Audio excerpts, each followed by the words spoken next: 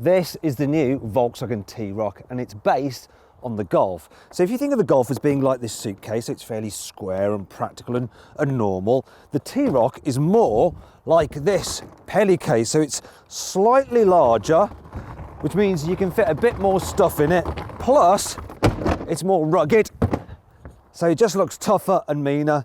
Now the T-Roc starts from just under £19,000. Now, if you want to compare offers on new cars, click on the pop-out banner in the top right-hand corner of the screen or on the link below the video to go to carwow.co.uk. Now, like I said at the beginning, the T-Roc is more practical than the Golf.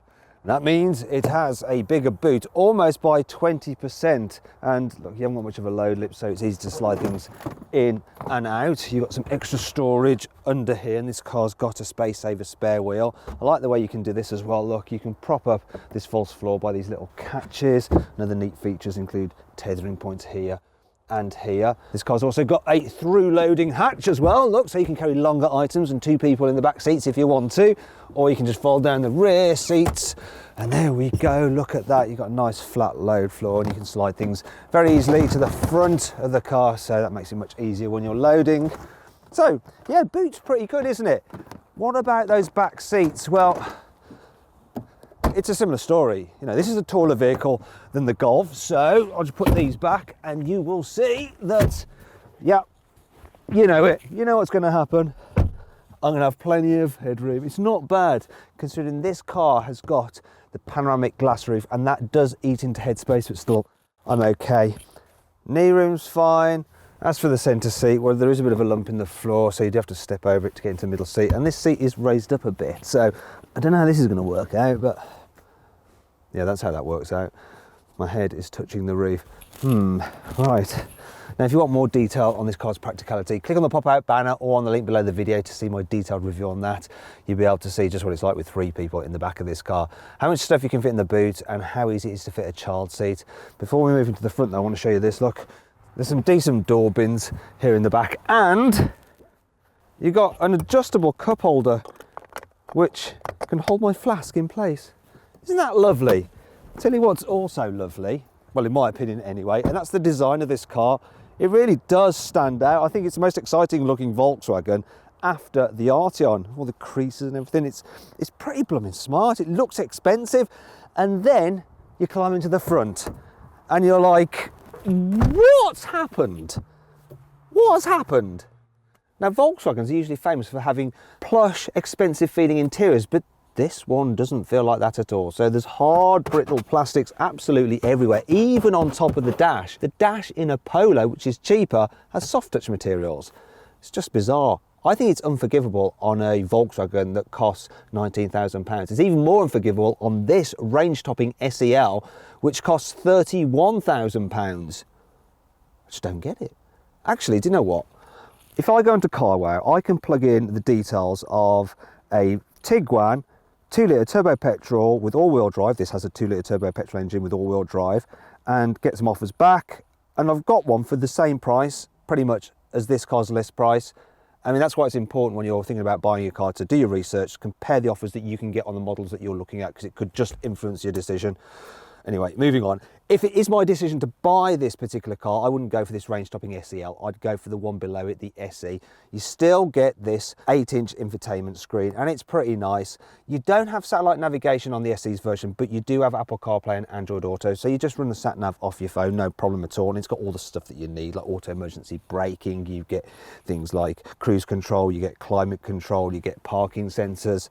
This range-topping one, though, adds the digital display, which is quite nice. And if you want to see a bit more about what that's like to use, and the infotainment system, which actually is very good, you can click on the top right hand corner of the screen on the pop-out banner or on the link below the video to see my detailed infotainment video review. Finally, let's talk about practicality here in the front. So huge door bins, got some space down there, some charging points there for USB. We've got a little bit of storage under here, cup holders here. You've got a reasonable sized glove box. So yeah, this car, it's got practicality right. It's nice and easy to use, the layout's good, the infotainment system's good, and yeah, it feels sturdy enough. It's just that it's just not that salubrious. You just think it feels more luxurious, really. I just don't get it. Actually, there's more annoying things about this car. Here's 5. You get a lot of reflections in this shiny bit of trim in the dash. When you're driving along, it flickers away and it's sort of distracting. This car has some horrible fake exhaust outlets. I mean, what is the point? They're going to end up filled with crud, aren't they? If you chuck a load of leaves in there like I just did anyway.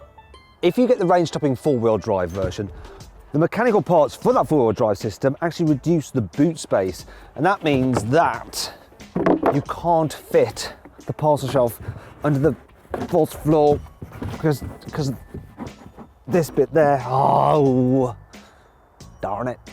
The shiny infotainment screen looks absolutely gorgeous when you've got the car on, but when you turn it off, you're left with a load of horrible fingerprints. At first glance, it looks as though the door extends over the sill, like you get on many SUVs, but when you open the door, you realise it doesn't actually cover the very lower part of the sill, and that gets covered in dirt, and so will the back of your legs when you get in and out of the car. They're trying to trick us. If you want these really cool daytime running lights, which also double as an indicator, you have to pay £900 extra for an upgraded lighting package on all but the top of the range car. Otherwise, you just get these kind of more boring lights, like on this here. Don't worry, there's still plenty to like about this car. Here's the carwow 5 cool features. You can personalise the look of this car with 4 different contrasting roof colours, 4 different colours for the strip on the dash, 3 different alloy wheel designs, available in 6 different colours. They haven't really personalised this one up though. If you get the range-topping version with all-wheel drive, it has a special off-road mode, which puts the four-wheel drive system into a more aggressive setting for better grip when you're going off-road, I guess. Thanks to this 2-piece design, the rear windows go all the way down, which is better if you want to lean out a little bit. The T-Roc is a very safety-conscious car. You get lane keeping assist and auto emergency braking as standard on all models, plus it scored an impressive 96% for adult occupant protection in the Euro NCAP crash tests. This 2-litre turbo petrol automatic version of the T-Roc has launch control. As a result, it gets from 0 to 60 miles an hour in around 7 seconds. That's it. Unsurprisingly, this T-Roc feels rather like a Golf to drive, seeing as it's pretty much the same car under the skin. It's just jacked up ever so slightly, and that does give you a good view out because you're a bit taller, and all-round visibility is pretty good in this car. And driving at low speeds around town, yeah, it's easy. The steering's precise, the manual gearbox is nice, if a bit notchy. The automatic I've got in this car can be a bit jerky when you're manoeuvring at low speeds, but other than that, it's pretty good. And the suspension does a good job of dealing with the bumps. However, it doesn't feel quite as comfy as a Golf, I don't think. And part of the reason for that is that when you make a car taller, because the centre of gravity rises, you need to make the suspension stiffer to stop it rolling so much when it's going around a corner. But there's not much in it, and it is generally a comfy car. For instance, when you get out on the motorway, it's reasonably quiet as well. It's a relaxing car to travel in. Now, if you're doing lots and lots of miles, you might want the 2-litre diesel because that's the most economical engine. Though, actually, the 1.5-litre turbo petrol gives almost as good economy, and it's nippier and it's smoother and quieter. You can get a 1-litre turbo petrol, but it's only got 3 cylinders, so it makes a bit of a rasping sound when you rev it. And you might have to rev it a bit more than the larger 1.5 if you want to make swift progress, and that will affect the economy. The engine I've got in this car is a range-topping 2-litre turbo petrol, and it's smooth, it's quick. When you put your foot down, it is quick. And economy-wise, it's supposed to do 42 miles per gallon, and I'm getting 37, which that's all right, actually. When you encounter a twisty road in the T-Roc, it actually does a very good job. It steers pretty sharply, goes where you point it, does roll a little bit in the corners, but it grips and it goes where you want it to. It's actually, I wouldn't say fun, but it's almost a bit of a giggle. For a Volkswagen SUV, that's something special, that is. Now, you can get the car with adjustable suspension, so this one has it, and I can put it in sports mode, and it actually stiffens up the suspension, so it'll stay flatter through the corners, and it also adds some weight to the steering as well. I don't think it's entirely necessary though, especially as it's a bit expensive. One thing you should know though is that the brakes can feel a little bit oversensitive, so you just touch them a bit and you're braking really quite hard. So when you're in stop-start traffic, it can be a bit like, oh gosh, you're kangarooing down the road. And that's embarrassing, and it can make you feel a little bit ill.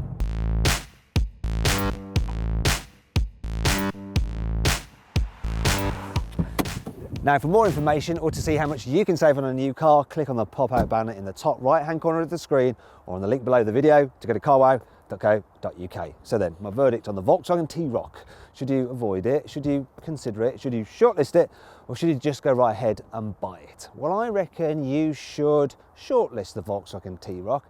It may not feel as posh on the inside as it is on the outside, but it's still a very good car. Now, did you spot the Easter egg in this video? It was the T and the rock in the car's glove box. T-Roc. Get it? If you enjoyed this video, please like it and share it. Click on our logo to subscribe to this channel, on the window to watch another video, or on the click to buy to see how much you can save on a new car.